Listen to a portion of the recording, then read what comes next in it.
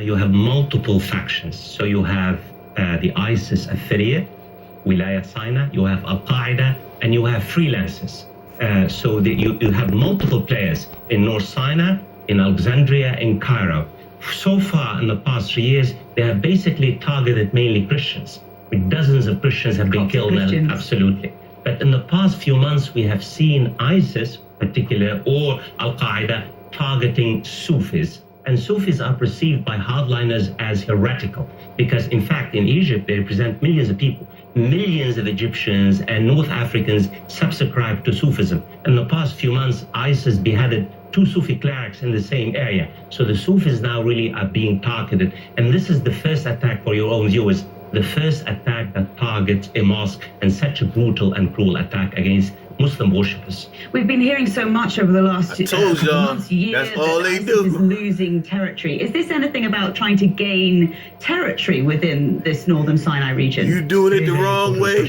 I'm cutting your head off. Islamic State is being dismantled physically in Iraq and Syria. It's losing badly, it's bleeding, but yet it has expanded to Egypt, to Yemen, to other places. In Egypt, it's one of the most powerful affiliates of ISIS, Wilayah Sinai. It has really more than 1,000 operatives. It has been able to carry out multiple attacks. Not only that, I mean, you have the Egyptian army and the security forces are some of the most skilled in the Middle East itself. It tells you about the skill and also the nature of this particular, movement in Egypt.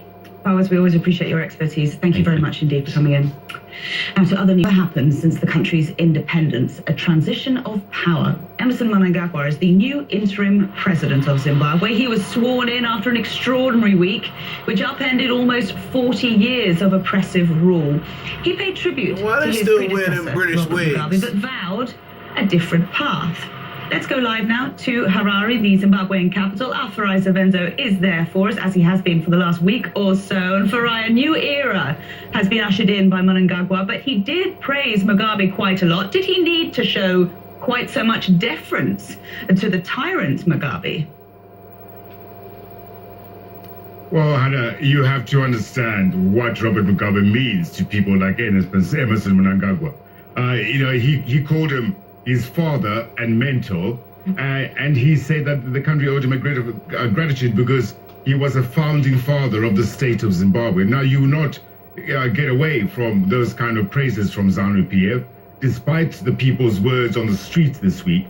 But today was a different day. It was not a time for persecution, and he said that there was going to be no retribution, that we should let bygones be bygones. But it was an amazing day, Hannah. Take a look at how the day unfolded. 18 days ago, this man was fired by Robert Mugabe. That single act set off a minor revolution, leading Zimbabwe to this point. Every revolution has a soundtrack. This is Zimbabwe's. A popular song here called Kutonga Kwari. The crowds sing along to the tune about a hero who comes along. Their hero today is their new president, Emmerson Mnangagwa, because the new man is not the old man. Another of the people's heroes is the army general, who made it all happen. Today was a great day, and we're happy, and all the people are happy. I, Emmerson Mnangagwa. Zimbabwe's new president took the oath of office and signed the paperwork as the crowd roared their approval. Emmerson Mnangagwa has put pen to paper and has become the 3rd president of the Republic of Zimbabwe. Mnangagwa spent most of his career serving Mugabe and even went out of his way to praise him this day. He asked the nation to let bygones be bygones.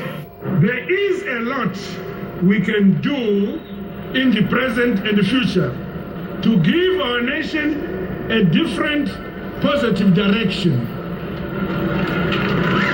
As we do so, we should never remain hostages of our past.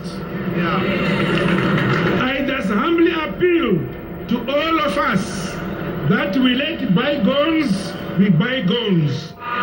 With incredible speed, the posters and the flags have been printed for this new dawn. And the country is in the grip of a new positive energy. is quite something. To witness the people who have had no voice suddenly come back to life. And so here we are, Zimbabwe is very excited. A new energy has been infused into this nation, which has been asleep for so long. It's a younger president, and people are very happy. Are you all happy?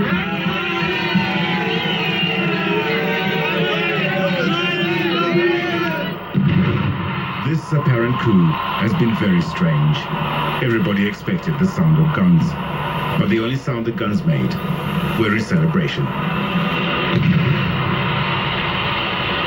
Make no mistake, this is the army's man. For decades he ran the forces from behind a ministerial desk.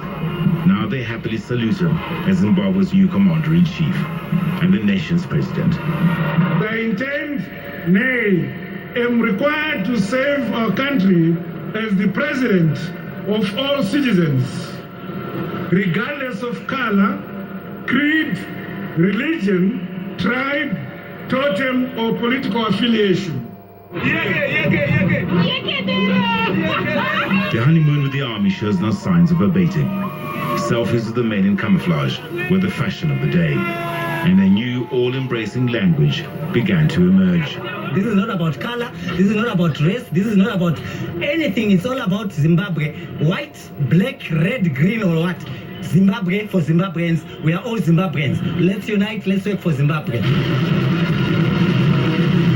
And it's this nation's hope that they and their new president can do just that. And there you have it, Hannah. It remains to be seen, of course, whether this party mood, this purple patch of goodwill, will continue with the people of Zimbabwe. The coming weeks should tell us exactly what kind of man Mr. Mnangagwa is, what kind of people he will put in his cabinet, and of course, we'll be here to tell you all about it. Yeah, Farai, a nation full of hope, and a wonderful report there. Farai Savenzo live for us in Harare. Thank you. People take to the streets of Paris to demand action. That's coming up next.